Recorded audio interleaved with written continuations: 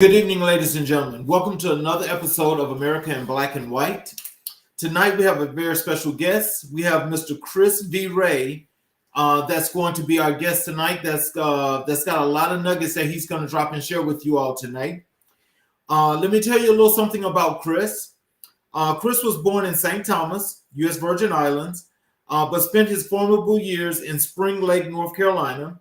He graduated high school as a track and field All-American and attended East Carolina University on a full athletic scholarship. Rey enlisted into the U.S. Army as a computer information technology analyst. After 2 short years, he was commissioned as a second lieutenant in the Signal Corps through the U.S. Army Officer Candidate School. Thereafter, he saw deployments to Iraq, Afghanistan. His service and leadership in the armed forces earned him numerous military awards and accolades, including the Bronze Star and the Meritorious Service Medal. Rey returned at rank of Major after 22 years of combined active and National Guard service. In 2008, Rey was elected as the youngest member of the Virginia delegation to the United States Electoral College, where he officially cast the ballot to elect the President and Vice President of the United States. In 2011, Rey was the youngest person elected to serve as mayor of Spring Lake, North Carolina, where he served 3 terms. Rey has worked as an executive in corporate America and the nonprofits in the nonprofit sector. As an entrepreneur, he has created or helped create several companies. Rey is the founder of HBCU Internships Foundation, Incorporated, a 501c3 nonprofit organization dedicated to providing internship opportunities to HBCU students around the world. For over a decade, he served as an adjunct professor where he taught classes on organizational leadership, constitutional law, criminal law, juvenile justice, criminal courts, and cyber crimes. Rey has presented numerous times around the world working with local governments on developing strategic plans that focus on growing their economy and their communities. In 2021, he was elected the 36th International President of Phi Beta Sigma Fraternity Incorporated, one of the nation's largest and oldest historical Black fraternities committed to community service to all humanity. In 2023, he was reelected to a second term. On July 17, 2023, President Rey started his duties as president of Barbara Scotia College, one of the nation's oldest institutions of higher education. Rey holds a Bachelor of Science in Business Administration with a minor in Information Systems from Walden University and a Juris Doctorate degree from William & Mary School of Law. He is currently pursuing an MBA from the North Carolina Agricultural and Technical State University. Rey currently serves as board of visitors for Fayetteville State University, the Alumni Association Board of Directors for William & Mary University, and Board of Trustee for Charisma University. He is married and is a father of 9 beautiful children. Ladies and gentlemen, I give you Mr. Chris Rey. Hello, sir. Hey, how are you? Oh man, you just got it all going on there, don't you? I am. My goodness. Whenever you hear it out loud, you're like, wait a minute. Is that wait a minute. But you gotta but I'm reminded, it's God. So, I'm gonna let him do what he do best, just use these good talents that he's given me to be able to do what I do. So Well, is there anything else you'd like to add to that wonderful introduction? oh my goodness, absolutely not. I don't think there's anything else that needs to be said. I no, I don't. I don't. I just, again, always whenever I hear it out loud, it's just a reminder of how far I've come, and what my hopes and dreams are to continue to, make a difference. And just, God has allowed me to be in a lot of different spaces where I've been able to help a lot of people, right? Whether it's being the mayor of a city, whether it's being an officer in the military, serving my country, whether it's being the national president of a global nonprofit organization, or now trying to resurrect a historically black college. It has been an interesting journey, but that's what life is, right? It's a journey, Right.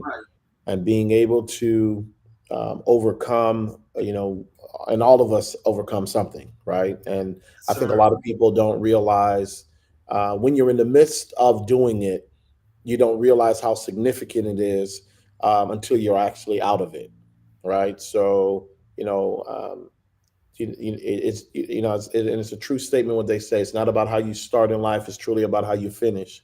I started in a two-bedroom trailer in St. Thomas, Virgin Islands, with me and my grandmother, and now I get to be the college, the president of a college. So, and who else knows what God has for me? So it's just continuing to walk in that grace and, man, in that favor, and but knowing who you are, whose you are, but then also not allowing it to get to your head to the point to where you think that you do have it just going on, right? Don't believe your own hype. And I try to be reminded of that in this journey, I've been blessed with certain talents. I know my talents that I have. I've done the inner work, and I accept who I am. I accept the talents that I have. Um, and I don't sit back and look at other people and say, man, I wish I had that, or I wish I had what they had, or Mhm. because their talents is uniquely for them, right? And I think that so many people spend so much time trying to look like others, trying to be like others, trying to emulate their talents instead of initially taking stock of the talents that they actually have, and then letting it work for them. Sometimes that's just that's half the battle in life. Is knowing what you got and building on what you have so that you can go head on and and move in that. And that's what I've decided to do, and by doing that, I've been able to, by the age of 46, be able to do some extraordinary things, and I'm absolutely grateful for it. So Let's take this back to the beginning because you said that, from where you come from. mhm. Tell us that story. How what happened that brought you from then to now that you can reflect on that would be something that our audience can take as a growing point. um so my story, it's like a lot of other stories, like a lot of other people. My mother had me when she was in her very, very early 20s. She wasn't really ready to be a mom, so my grandmother ended up taking me. My grandmother had 8 kids, so you might as well say I was her ninth child. And so my grandmother, raised me until I walked out of her door at 18 years old, and she had me from when I was 3, 4 months old. And I walked out of her house at 18, and went on this extraordinary journey. But um, I think that the story, well, the lesson I'll always will tell people, now this is me not knowing who I met my mother when I was 5, and I don't know who my father is, and so I always tell folks, man, there is a lot of there's a lot of things that happen in our youth that ends up shaping us as adults, right? Sometimes it's the absence of a father or a mother, or sometimes it's some folks live a life of terror with their parents, right? Exactly. So everybody's journey is absolutely different. I was fortunate because I had a praying grandmother. She was stern as all get out. She didn't play no games.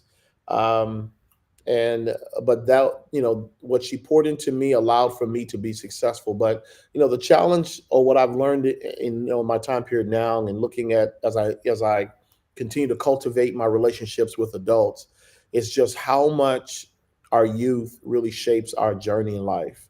And but then there are so many people who don't take time to, again, to do that self work, to do that reflection, whether it is going and seeking counseling and speaking to someone, or really taking that time, that meditation, to really find who you are. And I did a lot of that because statistics would say that as a young black man not raised by his mom or his dad, that man, really, I should have got swallowed up by the streets. And I mean, and it wasn't that I wasn't running with the guys that got swallowed up by the streets. I did, but every path that I took, trying to hang out or trying to, be cool with the cool gang, or what I thought was the cool gang, there was always another adult that saw more in me than I saw in myself. Whether it was my chorus teacher, Miss Denise Payton, who's getting ready to retire from Fayetteville State University after I think she's been in education now for like 40 years, Oh, right? wow. She was my chorus teacher when I was in junior high school, or it was Coach Eric Tucker, who was my first track and field coach back when I was a kid. And so these individuals saw in me what I could absolutely not see in myself. That kind of would drop those nuggets of stay on the right path. You got this, and so I try to share the same thing with young people today, because that helped me and encouraged me, and it just set me on a path, man. That has, like I say, it's just been extraordinary. And listen, it's not like it's all been a bed of roses, right? There's been a couple of sectors that have had some thorns as well. So, but my early life really shaped me, and I could have gone one path and be upset and angry that I didn't have, that quote unquote that family unit. But I had a grandmother who loved me and showed me love and protected me, and then I had an uncle who uh, poured into me, what leadership was and how I should carry myself as a young man and how I should, be a leader. And those two individuals, I would always give all the credit to shape the Chris Rey that a lot of people see today. Well, Chris, I'm gonna tell you this. Because actually, there's a follow up question I got to the question I just asked. Is that there's a lot? I see that there's a lot of similarities between yourself and myself, because even though I had both of my parents, they were too young. I grew up with them. Right. And so, Right. That's another, that's another dynamic. Absolutely. and so, my grandmother was also the strong figure, but I would I was still, there was the times that I would still go back and forth with my parents, but it was my grandmother that set the entire foundation. And so, as you say, your grandmother was stern, so was mine. Those women did Mhm. not play. They Yeah, were serious. absolutely. And so, Absolutely. just when I think about that, and I see that, the strives that you've made, for what you felt like was a little bit underserving. I could still feel the same way, but the thing that I say that set me apart is, of course, I never did all the hanging out like that, but I will tell you, there was just a lot that was missing. There was a whole Right. bunch of Oh, holes. And so with those holes, despite graduating high school, I think the thing that kind of like say, I ain't gonna say say, but put me on a different path was when I joined the military. And when I sure. joined the military, not needing structure, never did ROTC. Right. I actually went into the military and was like a fish out of water. I was in the Wow. Navy. So just in that process, it helped me a whole lot, because in learning to deal with thousands of personalities, being able to still be focused, be driven, is where I really start setting all of my goals before I got to where I am right now. My follow up question to you is that, as you came through those times, and let's say, well, not only when you finished high school and you went into the military, well, you went to college first, and so when you did all of that, what actually was the point that you realized that you are now stable enough to start making these goals where you started to move and shake? Oh man, that's a good question. I've never had that asked. I don't know if you ever really realize when it happens, right? I think that it's things just start happening, and you are able to um, adjust and handle the responsibilities that start coming. Mhm. And then what ends up happening is that there are other things that begin to intersect. That it's just it becomes building blocks, right? Um, to your point, when I was in college, I ran track. I was a track and field All American in high school, and I had this whole plan of being an Olympic star and doing all these various things.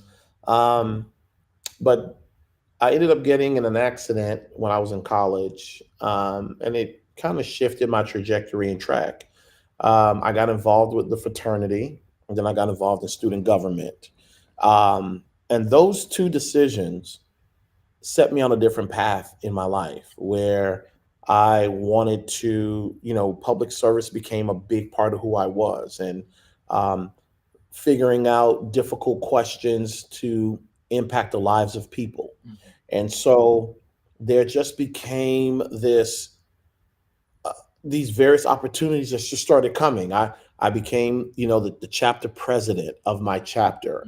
But then I joined the student government and became the chair of the appropriations committee. And so there was all this learning that I you know, that I started having on structure and governmental work and how to develop relationships with my fellow government student government peers to be able to get certain things passed. All of these things were just small little building blocks that eventually, when another opportunity would come, like in the fraternity, it was, hey, I was just a chapter president at my college, and but then I went to a meeting and one of the senior brothers at the meeting said, "Hey, you should be the state secretary. You showing up, you're taking notes, you're doing." And so, of course, I said, "Sure, I'll step in and do that." Right.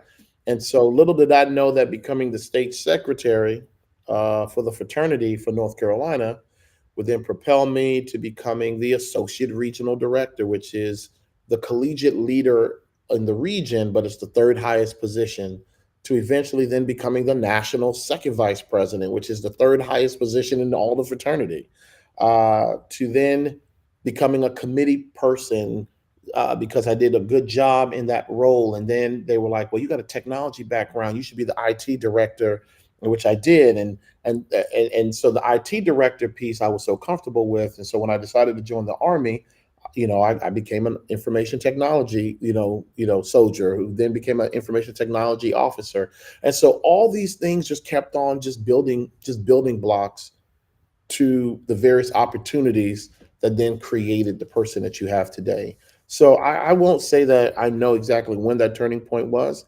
I think that out of all of that, I would always say when you are giving a task, you do it to the best of your ability. You do it at such a high level that individuals say, "Man, you know what?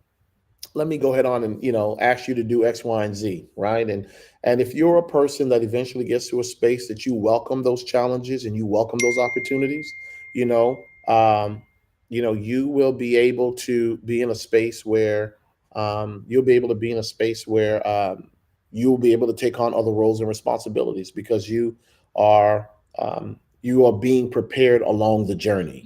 Yeah. So Yeah, tell me, what is the one thing that you can say to a young man or a young lady that's watching you right now at this point?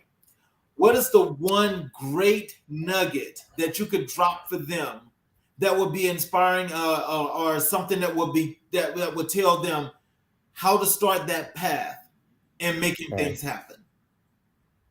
Yeah, so I would say two things, right? I would say first and foremost, have grace with yourself.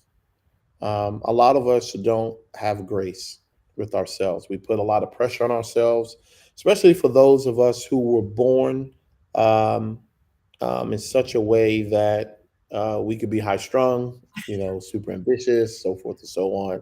You know, um, you got to have grace with yourself because you're not going to do everything perfect. You're not gonna hit that bar every single time that you want to hit. but you have to be able to look back and say, man, I was always achieving to reach the bar. Because there are literally people who wake up every day who don't even want to get up, who don't want to achieve that bar, don't want to reach that bar. They do not care. But if you are an individual who absolutely care, have grace with yourself and realize that your continuous efforts will absolutely get you to where you want to go. But you got to have grace with yourself along the journey, um, because we are our biggest critic. We are the ones who beat up on ourselves the most. No matter what the world says and what people say about us and people in our, we are the biggest critic of ourselves. And when you end up having grace with yourself, um, that's where that inner strength comes from, to where, first of all, it doesn't matter what others think of you because you know you. That's number one. And there are a lot of people walking this earth that don't know who they are. And so when you first get in touch with who you are, what you're comfortable with, what you're not comfortable with, what you'll accept, what you won't accept, it gives you an inner power that allows for you the ability to move and navigate in spaces that people will say, how are they doing that? How is he doing that? How is she doing that? But you got to be able to have grace with yourself, which then in return gives you the ability to know yourself, which then gives you the ability to succeed. And so, along with that, let me just go back and let me do this foundation again. The premise of this show and the purpose of me building this platform is, for those in the underserved communities, that don't have a voice. This is the place for them to get that voice. I like to bring people like yourself on the show that's inspirational in the things that you've done and how you actually do things in the community. And so, with that being said, can you tell me, when it comes to doing the community service that you do, what goes into that, and what actually, how do you plan to get out into the community to make people feel that there's more love than they can imagine? Yeah, so I think that there's always two ways that you can serve your community, right? There's the individual way. Mhm. You quietly get up, you go to the soup kitchen, you volunteered the soup kitchen, you volunteered the homeless shelter, you go to the neighbor, to the sick and shut in at your that's at your church. You get that list from the pastor, from the clerk, and you go and you bring Meals on Wheels to seniors, or you cut somebody's grass, so forth and so on.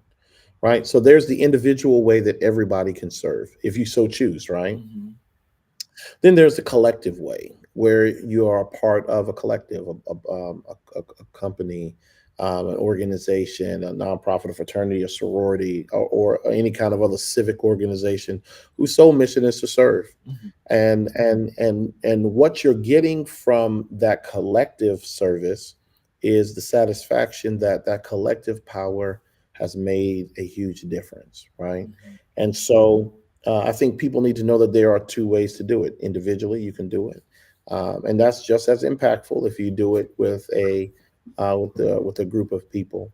And I've been able to do both. Right? I've volunteered or done things quietly without any fanfare, and then I've been a part of my fraternity, Phi Beta Sigma, where we've come together to make a tremendous impact in our community. Um, we're building a multi-million dollar affordable housing um, apartment complex in Washington, D.C., that we will break ground on in about 2 months. That's huge. Mhm. That's an absolutely huge service, that we're going to transform the lives of entire families, right? Providing a safe and affordable place for them to rest their head. Um, but then around in the same neighborhood, we've given, we've done street cleanups, or we've provided scholarships for students to go off to school so that they can be successful. And so I think that how folks are able to make the impact that they want to see is first know, hey, do I want to do this on my own, or I want to do this collectively? And either way, it's important because our communities need it. Because to your point, everyone doesn't have a voice. There are some people who are born into really horrible situations. And for whatever reason, they cannot overcome those circumstances that they're in. That is a true fact.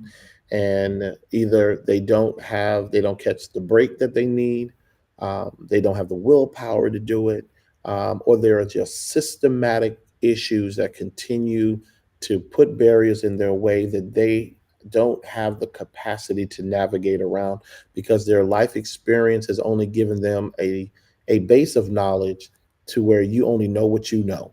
And so I didn't know this program existed for me to be able to get out of poverty. There's a lot of people out there that just don't know it. And so that then creates a chain of events in their lives. And so when you get an opportunity to get pulled out of those circumstances, then then you have a responsibility to then make a huge difference for other people.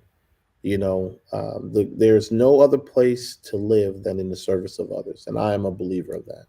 Wow, that's inspiring. What inspired you to pursue a career in law? Um, I just understood at a very early age when I was in college, um, the power of the law and what it can do, Mhm. how it can move, how it could be. And it was more on the policy development side. I knew that good laws impact people. Mhm. I also knew that bad laws are horrible for people. Mhm. And so, the hope is that you'll have good lawmakers out there, who are helping to write laws that are going to change the lives of people and for the good, instead of just for a specific group's um, way. That's being nice.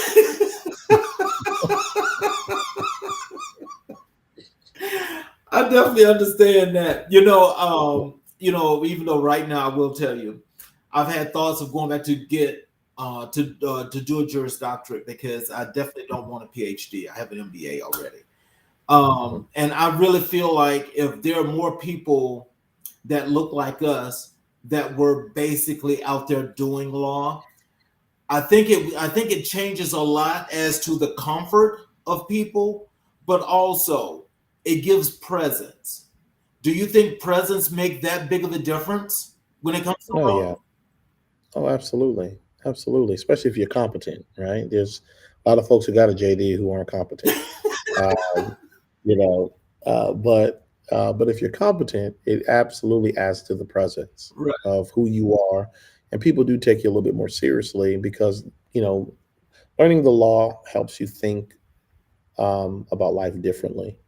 Um, your analytical skills and how you view the world is different, but you are able to join a cadre of folks that are helping to really shape society and really shape the next rules of what will be necessary for the world. So, So the follow-up question to that is, are you specified in your degree, and are you prosecuting or defending? oh no, let me tell you an amazing story of how amazing God is, right? So, um, when I decided to go to law school, of course, this was right after being in the military. I was working on Capitol Hill for John Lewis. Then I decided to go to law school. And while I was in law school, I realized I was a broke college student again, right? So I decided to go back to the military and I joined the National Guard. So I was active duty for uh, almost 8 years. And but then I joined the National Guard, and um, while I was in law school, and while I was in the Guard, they realized that I was the only signal officer, because I'm an information technology officer, that had a specialty in cybersecurity. I was the only officer at that time that was also in law school. And Mhm. so I started writing cybersecurity policy for the Department of Defense. And so the day I graduated from law school, the very next day, DOD hired me to continue to write policy that has been instrumental in shaping the foundation of our cyber um, um, uh, apparatus for the nation. And so, when I graduated, I never took the bar. I didn't have to take the bar because I had a job the day after I graduated, and it's just been like that. I have, consulted with and worked with tons of attorneys, especially on the information technology side, um, that allows me the opportunity to continue to be in that space and be, um, somewhat of a subject matter expert around. Um, Cyber and the law. So I always make this joke that listen, if all things don't work out in life, I can always be a practicing attorney, right? Mhm. I just got to go take the bar, and I have been thinking about doing it, but then this college presidency thing kind of got in the way, and so I gotta navigate around that first, because it is a heavy lift, a big lift for me right now, and I gotta stay focused on the college. Um, but if I ever did officially practice law, I would be probably one of your foremost cybersecurity attorneys, probably working with companies, working with individuals in other countries to make sure that they're having the right policies in place, to protect what is the right policies around cybersecurity. So yeah, So you would rather be an NSA man? I'm gonna be whoever's gonna pay me some money. That's who I'm gonna be. Whoever's gonna pay me some good dollars. I hear you. You said in my bio, I got 9 kids. So Can you share some insights into your role as president of Barber Scotia College? oh man, wow, what a journey that has been. So Barber Scotia College is the second oldest HBCU in North Carolina, founded in 1867, right, shortly after the Civil War, and it was founded for freed Black female slaves. Believe it or not, Barber Scotia is actually, was at one point, it's older than it is older than Spelman. It was the first institution in the South solely created to educate Black women. And so it was a seminary school. Then it became Scotia School for um, College for Women, and then it merged with another college, another all girls seminary school out of Alabama in the 1930s to become Barber Scotia College, and then we became co-ed in the 1950s. Um, you know, a lot of amazing individuals have come through that institution. A little known history fact: Felicia Rashad's mama went there. Nick Cannon's grandmother graduated from Barber Scotia. Mary McLeod Bethune, is a graduate of Barber Scotia College, and so many other amazing women who have just gone on and done amazing things, and men as well. But in 2004, the college lost its accreditation, and and has really struggled over the last almost 20 years to try to get that accreditation back. And so 7 months ago, the board of trustees voted to bring me in as the new president. And in that experience, I have been working diligently to put the pieces back together for the college, and get us back on the road for or towards accreditation. And so it is like being the founder of a college all over again, right? I have, faculty and staff that are volunteering their time and their talents, and some of them their treasure to help me stand back up this entire college. And so we're slowly but surely doing it. We have a lot of accreditation um, pieces that we're putting together and trying to meet those challenges. Our hope is that we'll be submitting our application for reaccreditation in October, and just it's one day at a time, man. It's a huge mountain to climb. I'll be the first one to tell you that, but I'm also um, committed to climbing it. It's just that I have to climb it one step at a time. So. Mhm. So how's your faculty? So we're putting together that faculty, right? So we're pulling together adjuncts, folks who are committed. They commit to 1 year of volunteering, with our classes. And so we have a nice little stable full of adjuncts who are there. We restarted classes this winter semester, and so we have a few students. We don't have a lot right now because, of course, we uh, as when you're not accredited, that means that you can't get federal financial aid as an institution. And Mhm. so so either you have to pay out of pocket or or you get a scholarship.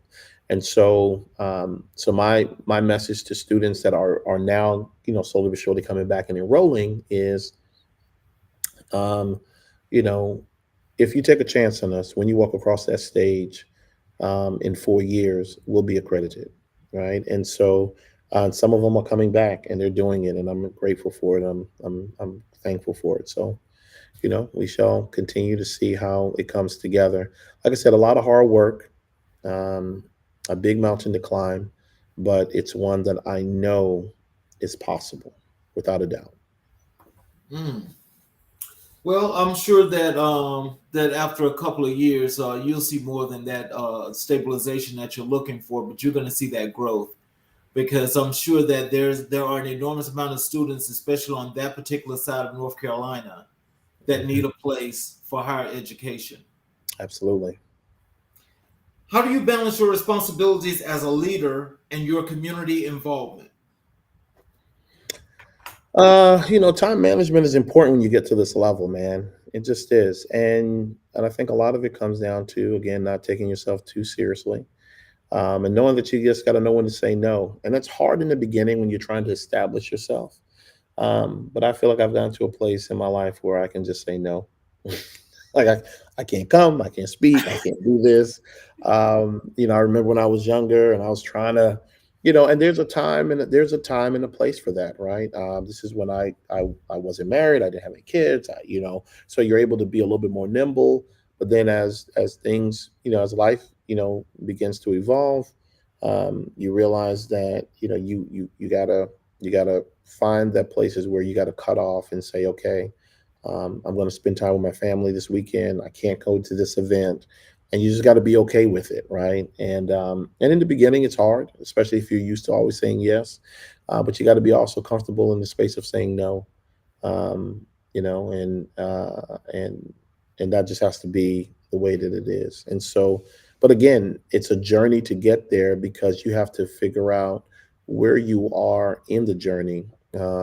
And I've been able to establish myself to where, in the circles that I move in, when I show up, okay, it's a big deal. If I don't show up, it's not a big deal, right? They'll see me at the next thing. And normally what ends up happening, man, once you get to a certain level, you start seeing the same people anyway, at all the same events. So it's not the goal is just to know that you have to have the balance, because if you don't, but then at the same time too, you got to have the honest conversations with your family specifically, um, because they got to know who they with, and that this is the assignment that's been given to you on this planet, right? So you have this assignment to serve, but you got to serve your family as well. You have to serve your community, and above all, you got to you, you know above those things, you got to serve yourself in the sense of taking care of yourself, doing the things that are right, and then ultimately serving God, and making sure that everything that you're doing is uplifting Him. So whether it's thanking Him, like as I do every day, for my children, for my beautiful wife, or if it's asking Him to give me the strength that I need to do this work that I'm doing, because I know that I can't do it by myself. Uh, or thanking for the opportunity to just rest. All of that goes back to, just knowing where your power comes from to do the work that you got to do. Because at the end of the day, it ain't you doing it.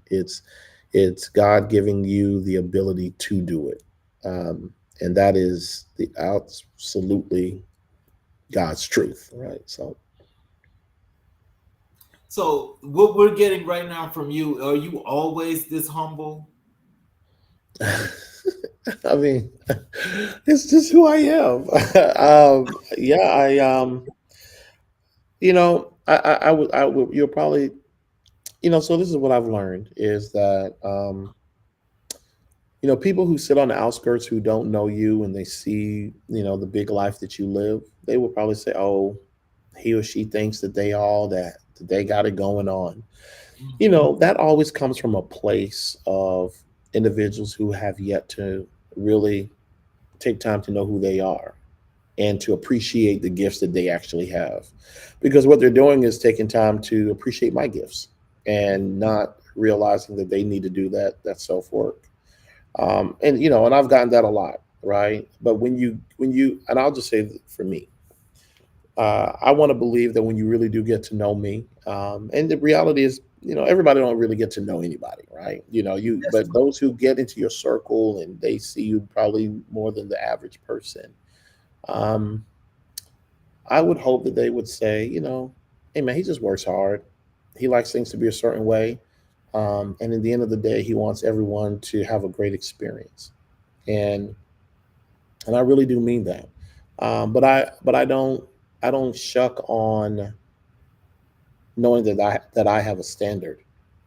Um, but I always try to keep center of who I am is I'm always mindful of how I deliver what I say to people. Um, because you just don't know where people, you don't know where no one's coming from, right? You don't know what issues they've had and what challenges may trigger them. And so, me speaking to you nasty, or, I need you to get this done because it's, it's just, I am very, very sensitive to that. I'm very mindful of that, I should say, right? Because just like you don't know what I've been through, you don't know what I'm going through. So don't be, don't come in over here popping off of me, as a leader, right? So I think that as a leader, you have to be mindful, but that's individuals who have really taken time to, again, number one, be self-aware, um, and be in a space where you um, um, know that that's important, that that's an important place to be when it comes to people, right? And a lot of leaders just don't do that. They're like, "Listen, I got a vision, I know where I want to go, I need y'all to come with me." And they just deliver it in such a way that you're kind of like, "Oh my God, okay, all right, we got this," right?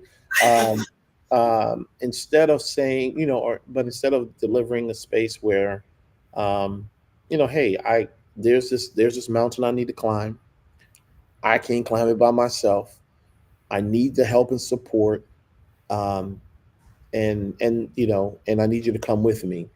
And I believe that at the end of the day, most people are receptive to that delivery, than the whole "help me inflate my ego and my standing." Um, Oof. because I need people to see me make this happen. When at the end of the day, you have absolutely done nothing but accomplish whatever it is you've accomplished by the help of other people. And again, that's a part of just not taking yourself too seriously, and just knowing that I am surrounded by some of the most extraordinary people, whether it's into the fraternity, whether it's on the college side, um, and the Chris Rey that everyone sees and they get an opportunity to follow and all of this. Man, let me tell you, man, there's so many people that work hard every day to make me look good, and I thank them. I thank them for it. And it is not just me. It's the things I can say that I've done and I've been able to accomplish has been because there's been an amazing group of people around me. I think about Rhonda Webb, who was my secretary. She was the clerk when I was the mayor, and also served as my executive assistant. Just keeping my calendar together was amazing. And that which allowed me to meet amazing people that was able to take some of my ideas to come alive for the city in order for people to benefit from my ideas. All because there was a lady who was able to make sure that my calendar was squared away. So yeah.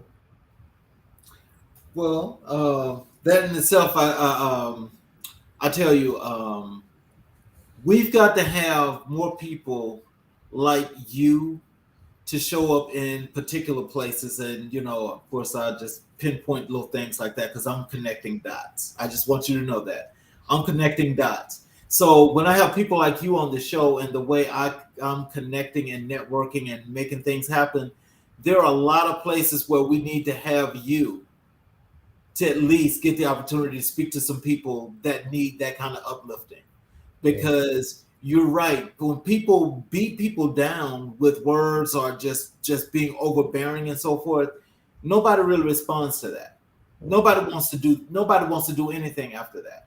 right. Of course, they say things behind your back, but that's Right, deserving. right, right. But then you're not getting the very best out of that person though. Exactly. You're just not. And they doing just enough to make sure that they're checking clear on the first and the 15th. And and then I'm gonna go ahead on and do my other thing over here. So yeah. So, what motivated your involvement in track and field, and how has it influenced your life? Oh man, I just realized one day I could run fast. It was one of those experiences where it was a field day in elementary school, and I just was gone. I was out, and I was out every single time. And so one of the teachers came up to me. This was like in the fourth grade, actually, and said, "You're going to be a track star." And I didn't know what that meant. All I know is that I had all blue ribbons when it was all said and done.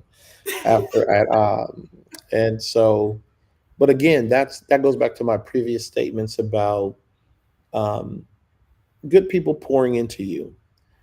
Just like there are some people that will say stuff like, "Oh, you're not going to be anything," right? And so, when people speak over your life, it's a real thing, and either you have to accept it or don't accept it. And I accepted that. I didn't know what a track star was, but I did accept that. And um, but she was right. I had an extraordinary talent in running, and it gave me, number one, it allowed me to run up out the hood, but then it also gave me the opportunity to um, develop a level of discipline that was important when it was um, when I needed to put things together in my life. And so, um, you know, uh, getting up in the morning and working out before the bus came, and then going to track practice after school, and then, getting home after track practice and doing my homework, but sitting in front of the television and doing stretching,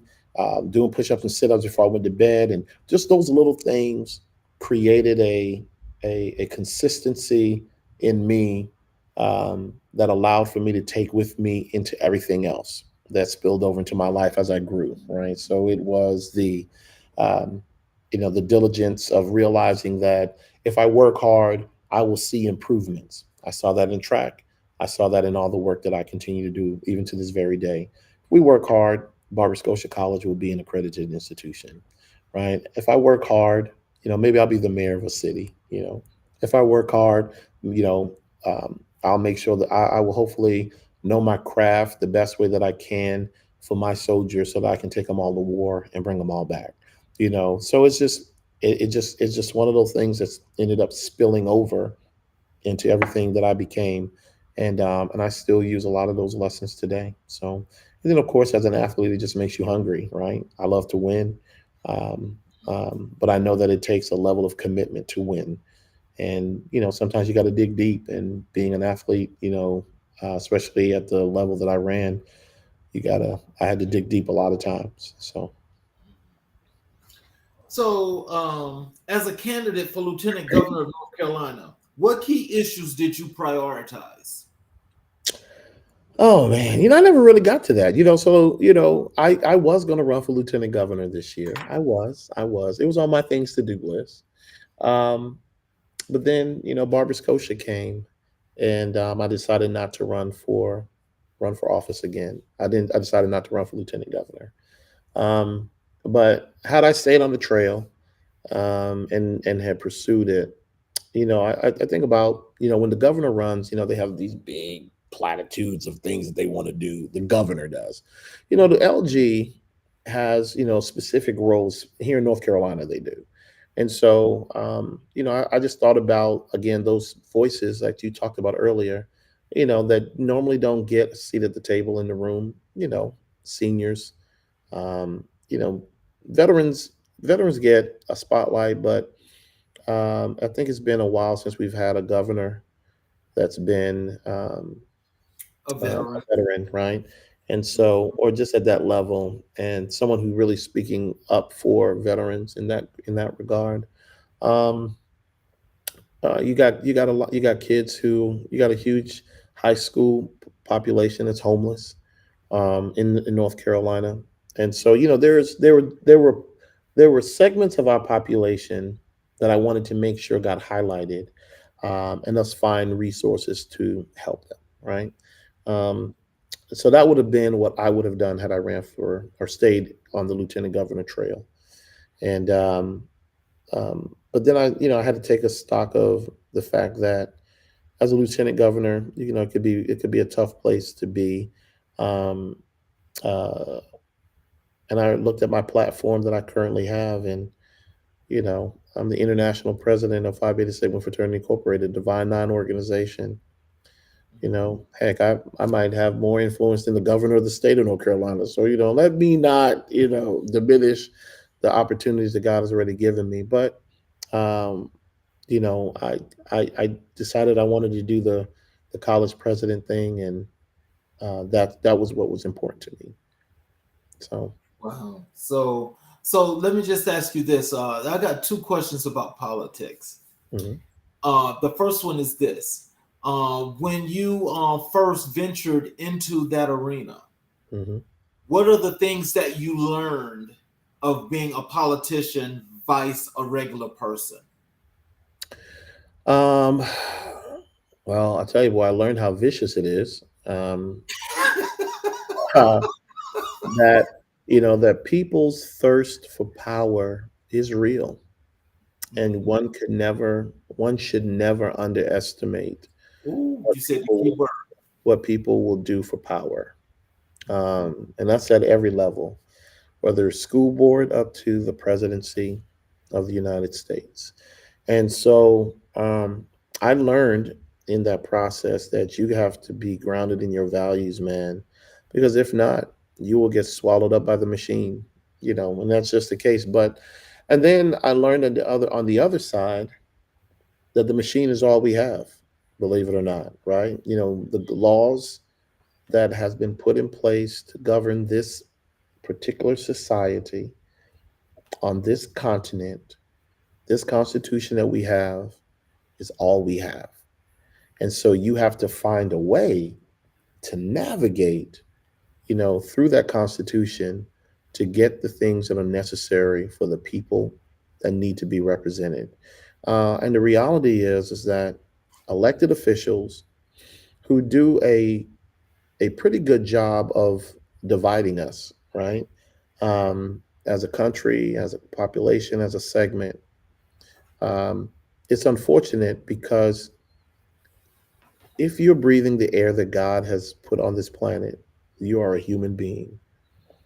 And what we should be seeking is ways to make sure that everyone truly get an opportunity to live up to their truest potential.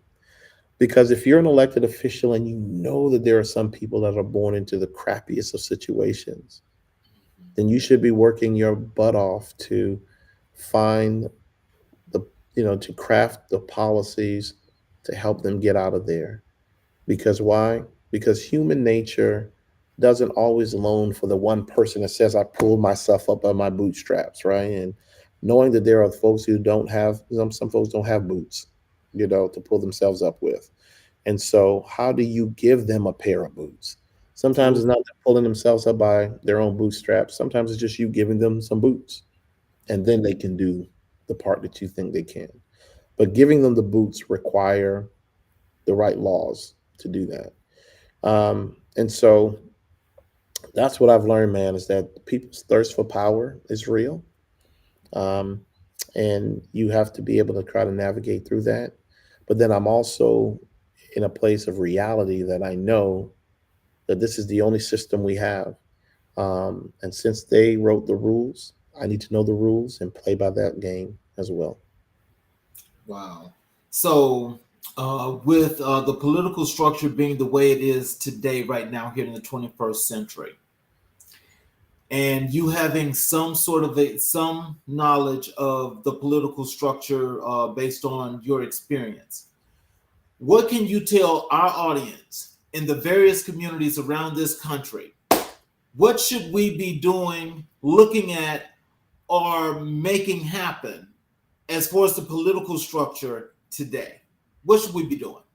Well, let me tell you what you should not be doing is Okay, ignoring what's happening around you. That's that's what you true. should not be doing. And it's so easy, right? In our day-to-day grind, I'm waking up. I got to take the kids to school. I gotta get to work. I got these deadlines at work. I got, the car needs my oil change, and my mama keep on asking me to cash app her $50. Um, you got all these things that are going on in your day-to-day life, and then you got to now hear the back and forth of these politicians who make all these promises but aren't really um, Delivering. delivering, right? Uh, and and that becomes a tough place to be. And because we have so many other things going on in our lives, we choose not to get involved in the political process, other than the day when it comes to vote. And then half the time we're voting for people we don't even know. We don't even really know their record. We don't even know, and they know that. That's the thing. They know that, and they're banking on that, right? And so really, the elections are really determined by the margins, um, because we're trying to stir up emotions in a certain group of people to get them out, so that you just keep the machine going, right? And um, but I would always say to folks, man, as you're scrolling through TikTok or you're scrolling online, you know, truly find a space or a place where you are trying to consume what I would hope to be the right information about what's taking place, with the folks that are trying to represent you. Like, like really ask yourself, what kind of school system do I want? What kind of, what kind of economy do I want to be in? And, I give a quick example. The president of the United States has done all that they can to tackle inflation. Now, if you Google the the things that are going on with the U.S. economy right now, um, inflation is absolutely being addressed, right? Um, but we're not still feeling it when you go to the grocery store or whatever the case may be, and that is because corporations have chosen not to decrease their prices as inflation has decided to go down. Right. And You they're know, not going to. and they don't want to. And the thing about it is that you know, with that being the case, how does that, how do we as a people interact with that? But because there isn't um, um, uh, because there isn't a huge outcry by the people, they'll just keep on doing what they're doing, right? So, I think I was reading a report today. Um, the average inflation, I think, was like 3.2% or something like that. Last month it was like 3.3, right? But today, inflation is at 3.0, right? Which means that it's going down. And I mean, at one point, I mean, it was off the charts, right? But the Yes. president has done all that they can, um, to address that. But yet, and still, corporations have chosen not to ease up themselves. And Right. so, we as a society has a responsibility to make sure that we hold those companies accountable, because it isn't right and it isn't fair. Because my pay isn't getting any bigger, right? For so many other reasons. And so that milk that was used to be 2.98 is now 4.75. Woo. You need to bring it back down to 2.98. Hmm. Right? But until people really understand the power of what they have, we'll keep on getting the same results, that we're getting, and as always, just getting, you know, getting duped in the end. So That sounds like, I know, especially a couple of years ago, when inflation was rising and prices really started rising, especially on food, and mhm. people were asked to stop spending money, putting all that money in the economy, because what you're doing is you're making that a real thing 3 years out. Oh yeah. Oh, Three absolutely. years out, the prices are not going down. Right. At all. At all. They are not going down at all. And the thing about it is, if you think about, there was at one point the highest um, that inflation had been was like 9%, right? Yes. And I think that was in 2022. I think it had got up to as high as like 9% or something like that. You know, but today is at 3%. Right. You know, and I think folks need to know that. They need to know that. So as political ads are being ran, and folks are trying to frame a story. If inflation was at XYZ and now it's down here, but prices, I know I'm feeling the prices at the companies that I'm that I'm that I'm been working with, and I mean that I've been patronizing, then obviously is it the government or is it the companies? You Mm, know, and that's a good. that's the question, that yeah, and so what the hope is that you have one political party that does a horrible job of messaging, and then you have another political party that won't do the right thing to share that message because it's about power. Mm, And that's on both sides. I mean, not, both sides want power. Everybody want power. So, but the reality is that the economy don't lie. It's like this is what it is. This is what inflation was, and this is what it is today.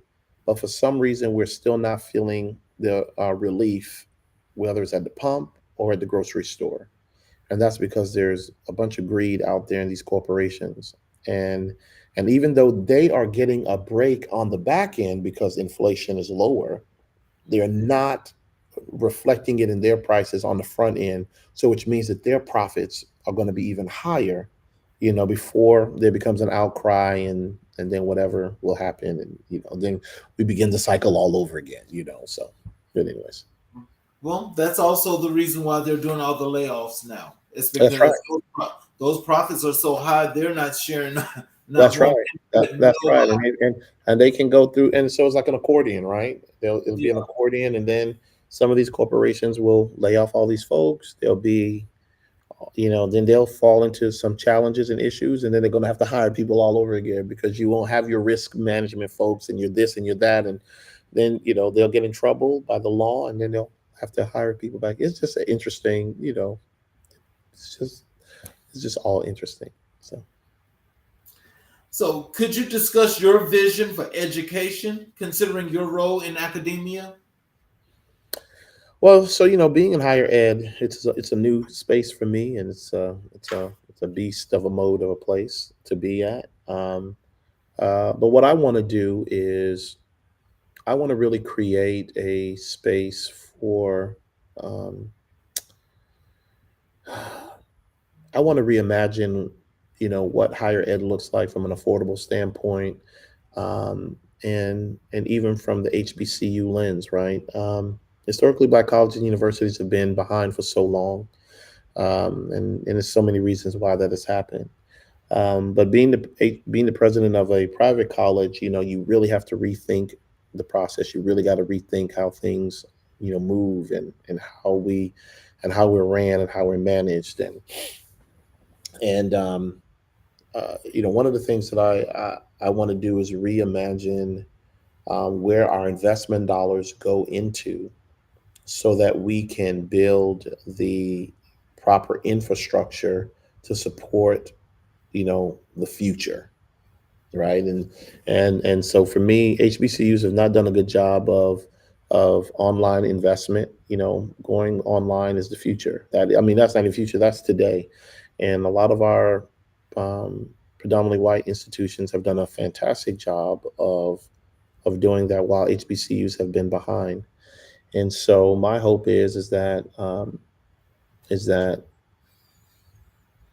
we will become Barber Scotia College will become a model for what that's going to look like, creating an affordable education, um, for folks, a real affordable education, doing it by volume, figuring out ways to share responsibility, whereby I have two other HBCUs that are in about 20 minutes driving distance between me and the other. And how can we get to a place to where we're sharing resources? That one professor that teaches cybersecurity class for all three institutions, right? And if you want to pay that professor $90,000 and I pay them 30, the other two pay them 30. There goes 90 right there. But then all of our students are enrolled in that class, or however it is. I think that's where we have to start reimagining how we can be supportive of one another and create a true um, capacity to build what the future could look like, right? Um, but that just takes a different way of thinking, and I'm committed to that. We'll just see if the rest of the folks that want to come along with me are committed to that as well. And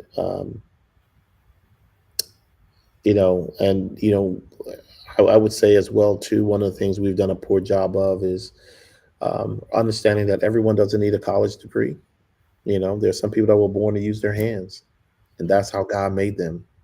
And so, Right. therefore, they need to be trained in such a way that they have gotten their HVAC license, their electrical license, their plumbing license, and these individuals can go on and do amazing things.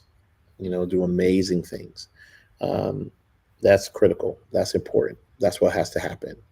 And so I want to create an institution that's not only helping folks become licensed tradesmen, um, but they're getting certifications because again, certifications are necessary in certain industries, or folks are getting traditional degrees. All of that should be happening, and it should be done at an affordable cost. So that's what I'm trying to create at Barber Scotia, because I believe that that's possible. Um, and we need to get away from the old model of how we saw higher ed and get to a new model. So, So, just as you think about what you done, what you just said, that all of that real serious good information you just put out. Do you think, had HBCUs, been funded properly like the other schools, that we would be in a different situation? oh God, oh, oh, without a doubt, yeah, absolutely. When you are, drastic measures calls for, you know, um, drastic times calls for drastic measures, right? And you think about throughout the history of all these institutions, they've had some drastic measures that had to be taken because they weren't getting the proper funding, but they were trying to make sure that the students got quality education.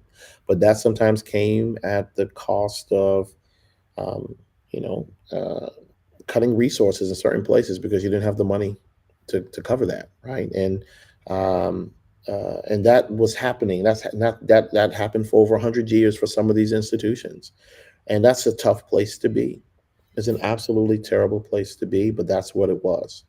And you know, I think that you have so many brilliant black minds that were on many of these campuses, but imagine the fact that they couldn't even support the way that they wanted to because they didn't have the resources to.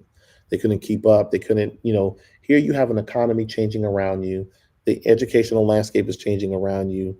I would be interested to know when computers started coming to white schools. I wonder when our HBCU started getting actual computers, right?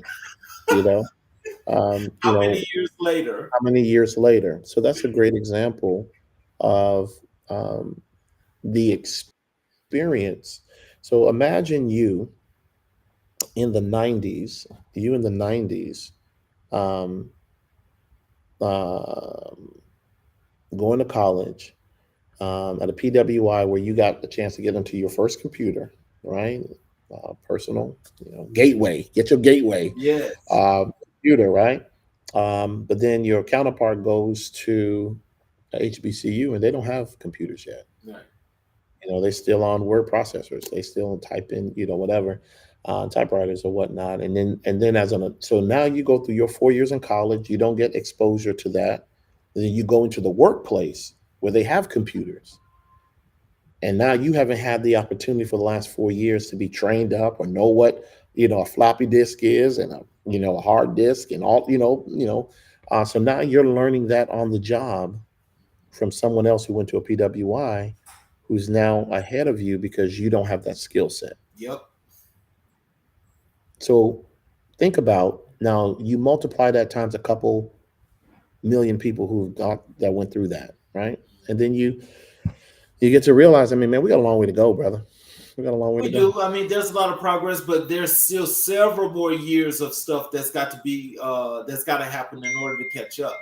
Because I think the catch up is like it's a ways off, and we're still doing great things, but I think still resourcefully, we're still behind based on, just time in general, because time is really major for us and we've got to catch up. Right. So, well, I got one last question for you. How do you believe your gifts and talents contribute to making your community better? Um, I think that there have been a lot of different aspects of being able to use the gifts that God has given me to make my community better. Like I talked about the affordable housing project that our fraternity is getting ready to do. I think about my time as mayor, and I'll give you just a quick example. I remember one day watching this lady pushing a stroller on the side of the road. It didn't have a sidewalk, and so um, there was the road, there was a barrier, and then there was like this little goat trail. I call it a goat trail. When you walk long enough, you wear out the path, right, to get to where you got to go. And then when she got past the rail, the rail that was on the side of the road, there was still some more road to go, Mhm. right? And so she's still pushing the stroller, and then she had like stepped off into the road and then stepped back onto the little trail.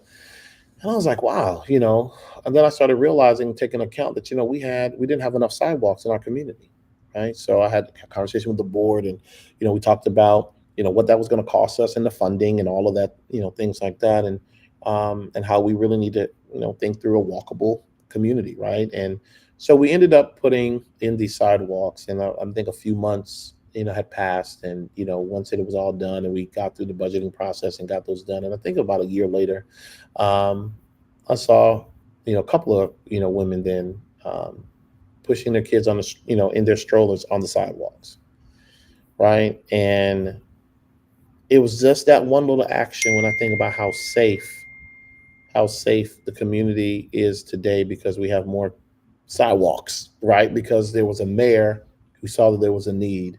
I don't know how many lives we may have saved. I don't know how, but what I do know is we have sidewalks. And so there are people now that can push strollers, they can walk, they can run, they can, you know, safely, and not worry about, stepping off into the road and getting ran over. So I just think that there are a lot of examples.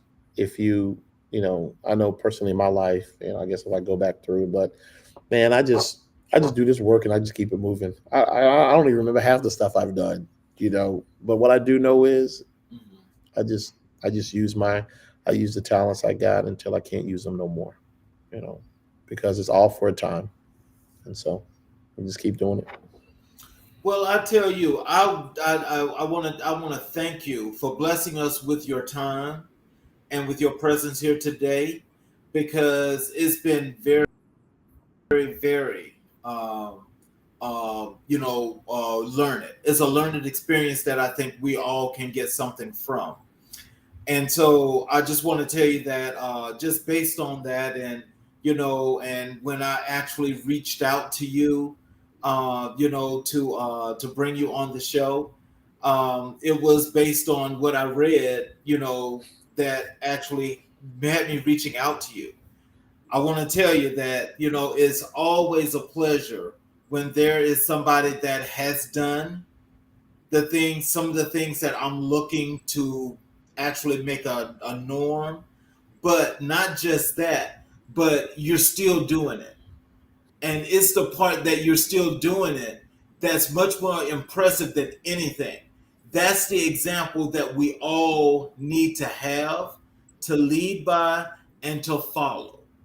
And I just want to thank you, but also I want to ask you that when we're done with this show, there's a couple of questions that I really need to ask you, because there's a special that I'm doing that I really want you to be a part of.